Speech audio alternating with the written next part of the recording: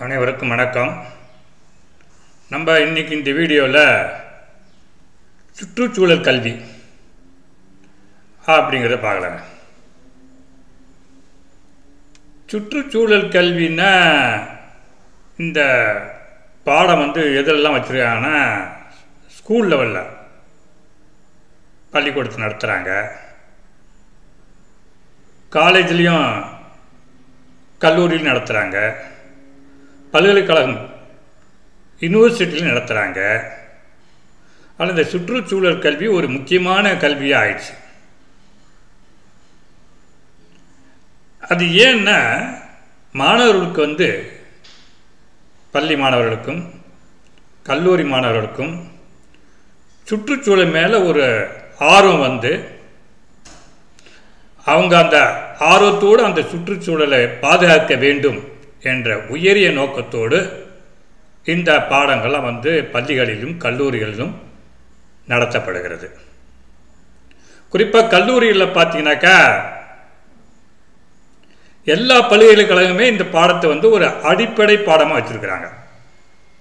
தமிழ்நாட்டில் எத்தனை பல்கலைக்கழகங்கள் இருக்கோ, அதில் எத்தனை உறுப்பு கல்லூரிகள் இருக்கோ, அத்தனை கல்லூரிகளிலும் அத்தனை பாட பிரிவுகளிலும் அது மொழியியல் பாடமாக இருக்கலாம், அதாவது லாங்குவேஜ் தமிழ் இங்கிலீஷாக இருக்கலாம், இல்லை அறிவியல் பாடமாக இருக்கலாம், அதாவது chemistry physics botany zoology geology அந்த மாதிரி அறிவியல் பாடமாக இருக்கலாம், இல்லை கலை பாடமாக இருக்கலாம், BA history BA psychology sociology இந்த மாதிரி கலைப்பிரிவு பாடங்களாக இருக்கலாம், language BA English BA Tamil இந்த பாடமாக இருக்கலாம், காமர்ஸ் பிகாம் பிபிஏவாக இருக்கலாம். எந்த பாடம் படித்தாலும் எந்த கோர்ஸ் படித்தாலும் இந்த பாடம் ஒரு கம்பல்சரி சப்ஜெக்ட் அப்படின்னு வச்சுருக்கிறாங்க. இது மாணவனுடைய ஒரு நலன் கருதி இந்த சுற்றுச்சூழல் கல்வியில் வீடியோ வெளியிடலான்னு முடிவு பண்ணியிருக்கோம். அதனால் இந்த வீடியோவை மாணவர்கள் பார்த்து கேட்டு பயனடையுமாறு உங்களை அன்போடு கேட்டுக்கொள்கிறேன். இதுதான் இந்த சுற்றுச்சூழல் கல்வியினுடைய முதல் வீடியோ. அதாவது பல்கலைக்கழக மானியக் குழுவினால் பரிந்துரைக்கப்பட்ட அந்த சிலபஸ் என்ன பாடம் சப்ஜெக்ட் வச்சுருக்காங்களோ அதுக்கு ஏற்ற மாதிரி இந்த வீடியோவை ரெடி பண்ணி ஒரு டாப்பிக்காக ஒரு தலைப்பாக வீடியோ வெளியிடலான்னு முடிவு பண்ணியிருக்கோம். அதில் இது மொதல் வீடியோ. அதனால் நம்ம சிலபஸை பார்க்கலாம். இது காமன் டு ஆல் யூனிவர்சிட்டிஸ், எல்லா பல்கலைக்கழகமும் ஒரே மாதிரி சிலபஸ் தான் பின்பற்றுறாங்க. அதில் இந்த யூனிவர்சிட்டின்னு இல்லை, அதாவது இந்த யூனிவர்சிட்டி தான் இது பொருந்தும் இல்லை, எல்லா யூனிவர்சிட்டியுமே. நான் சொன்னது தமிழ்நாடு மட்டும் இல்லை, இந்தியா லெவலில் எந்த யூனிவர்சிட்டிலையும் எல்லா யூனிவர்சிட்டிலையும் இந்த பாடப்பிரிவு வச்சிருக்கிறாங்க. ஏன்னா பள்ளி மாணவர்கள் கல்லூரி மாணவர்கள் சுற்றுச்சூழலை பாதுகாக்க வேண்டும். சுற்றுச்சூழலை பாதுகாத்தால்தான் நமது மனித சமுதாயமும் மற்ற விலங்குகளும் மற்ற உயிரினங்களும் தாவரம் புல் பூண்டு முதற்கொண்டு நலமாக இருக்கும் என்ற உயரிய நோக்கத்தோடு இந்த பாடப்பிரிவானது அனைத்து பள்ளி கல்லூரிகளில் பயிற்றுவிக்கப்படுகிறது. அதனுடைய தேவை கருதியும் அதனுடைய மாணவர்களின் தேவை கருதி இந்த வீடியோவை வெளியிடுகிறோம். அதனால் அனைத்து கல்லூரி பல்கலைக்கழக மாணவர்கள் பயன்பெற்று சுற்றுச்சூழலை பாதுகாக்குமாறு உங்களை அன்போடு இந்த வீடியோ மூலம் கேட்டுக்கொள்கிறேன். நன்றி. வாங்க நம்ம இந்த சுற்றுச்சூழல் கல்வியில் ஒரு தலைப்பாக பார்க்கலாம். இது சில யூனிவர்சிட்டியில் பார்த்தீங்கன்னாக்கா இந்த என்வரன்மெண்டல் ஸ்டடீஸ்ன்னு சொல்லி common to all UG program கொடுத்துருக்குறாங்க. எல்லா யூஜி ப்ரோக்ராமுக்கும் அண்டர் கிராஜுவேட் இந்த சிலபஸ் பயிற்றுவிக்கப்படுகிறது. அதில் யூனிட் 1 பார்த்தீங்கன்னாக்கா அழகு 1 ஆனால் இன்ட்ரோடக்ஷன் டு என்வரன்மெண்டல் ஸ்டடீஸ், அதாவது என்வரன்மெண்டல் ஸ்டடீஸுடைய ஒரு அறிமுகம் அப்படின்னு கொடுத்துறாங்க. அது குறிப்பாக சில யூனிவர்சிட்டியில் பார்த்தீங்கன்னா 3rd semester 4th semester 2 semester வச்சுருப்பாங்க. சில யூனிவர்சிட்டி பார்த்தீங்கன்னா 1 செமஸ்டர் தான் வச்சுருப்பாங்க. அதனால் எந்த யூனிவர்சிட்டியில் வந்து வச்சுருக்காங்க, எந்த யூனிவர்சிட்டியில் எந்த செமஸ்டரில் வச்சுருந்தாலும், எந்த பருவத்துக்கு வச்சுருந்தாலும் இந்த சப்ஜெக்டை வந்து இந்த வீடியோவை பார்த்து நீங்கள் வந்து அந்த என்வரன்மெண்டல் ஸ்டடீஸுடைய அந்த சப்ஜெக்டை ஓரளவு புரிஞ்சிக்கலாங்கிற நம்பிக்கையோட இந்த சிலபஸ் உள்ள நான் போகிறேன். யூனிட் 1 பார்த்தீங்கன்னா இன்ட்ரோடக்ஷன் டு என்வரன்மெண்டல் ஸ்டடீஸ். அதில் ஒரு 4 டாபிக் வச்சுருக்கிறாங்க. முதல் டாபிக் பார்த்தாக்கா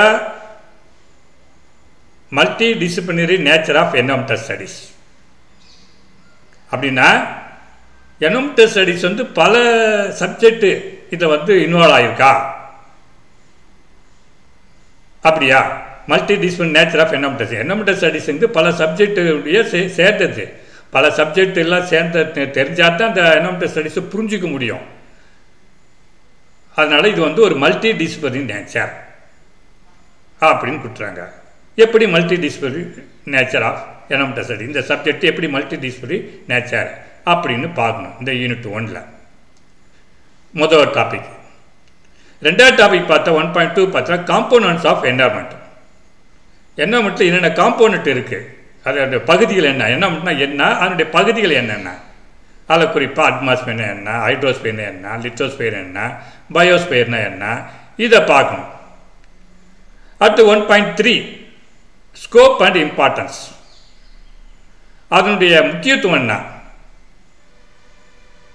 என்வரன்மெண்டல் ஸ்டடீஸு படித்து தான் ஆகணுமா, அதனுடைய முக்கியத்துவம் என்ன அப்படிங்கிறதா 1.3. 1.4 பார்த்தீங்கன்னா concept of sustainability and sustainable development.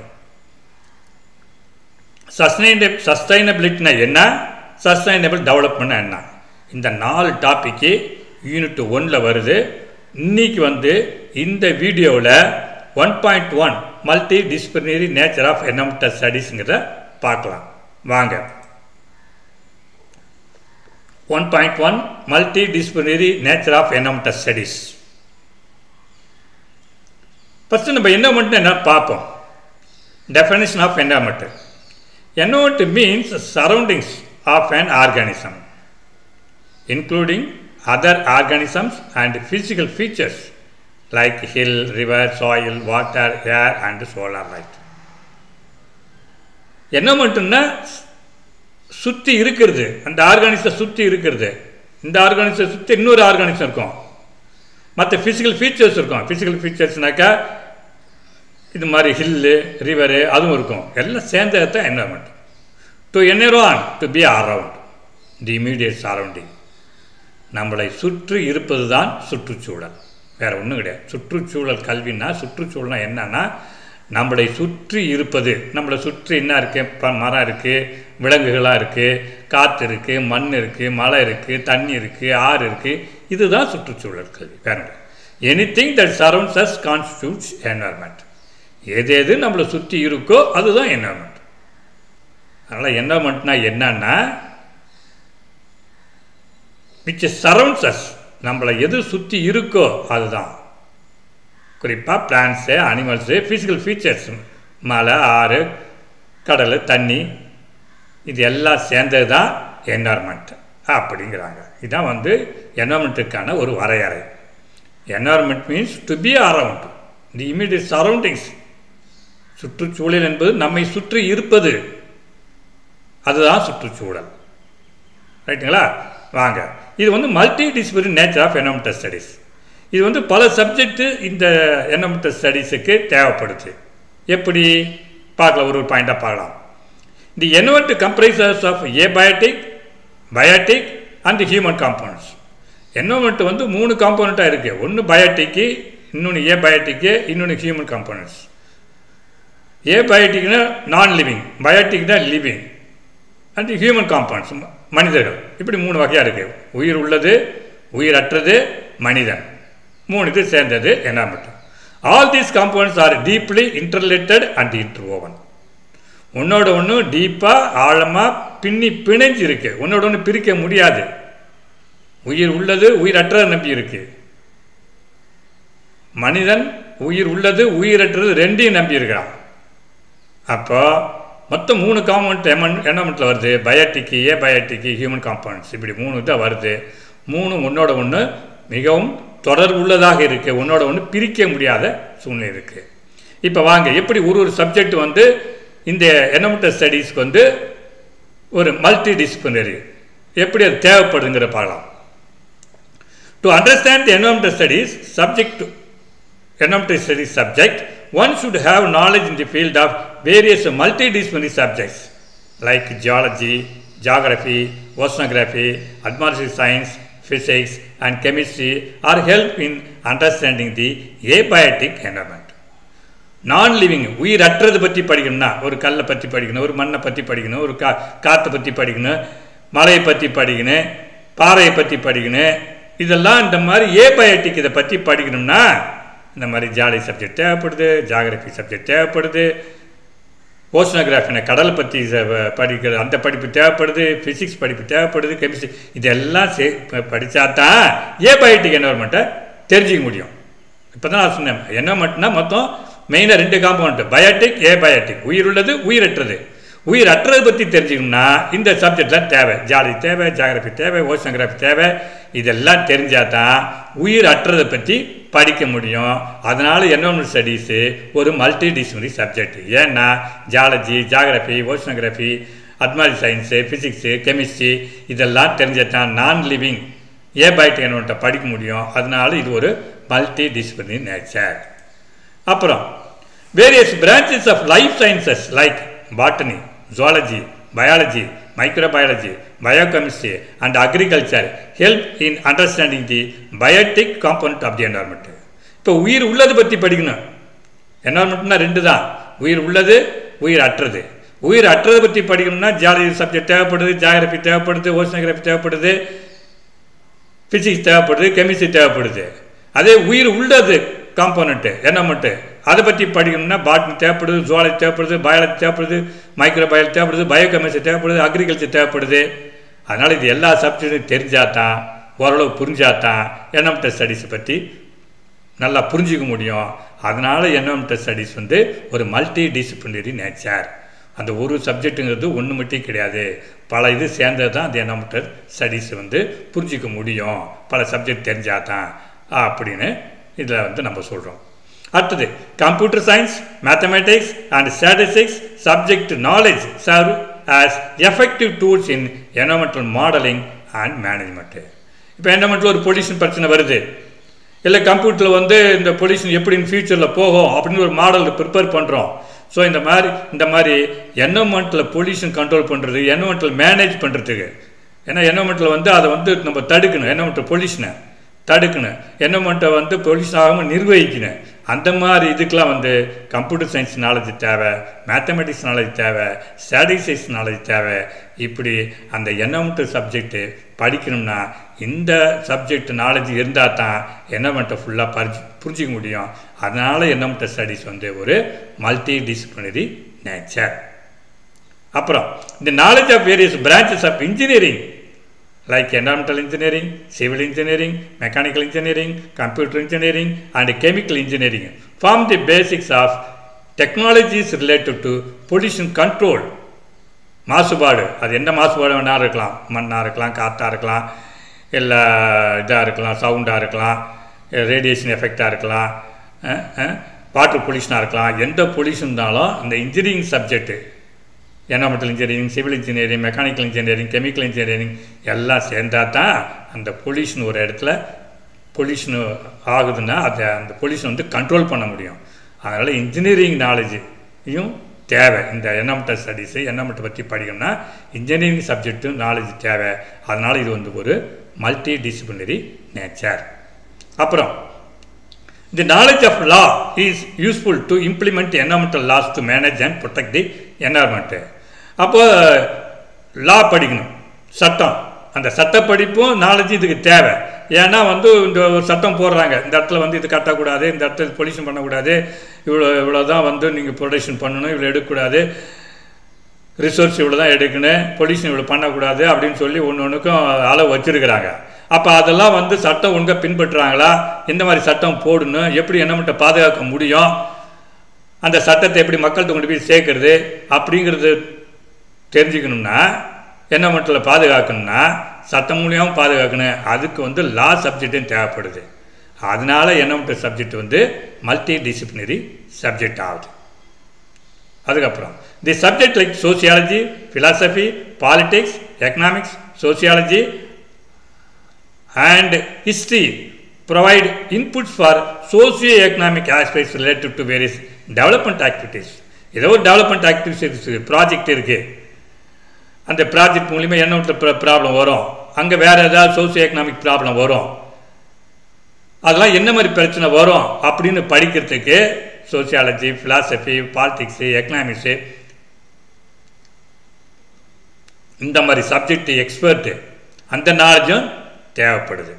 அதனால் இந்த என்விரான்மெண்டல் சப்ஜெக்ட் வந்து ஒரு இன்டர்டிசிப்ளினரி சப்ஜெக்டாக வருது.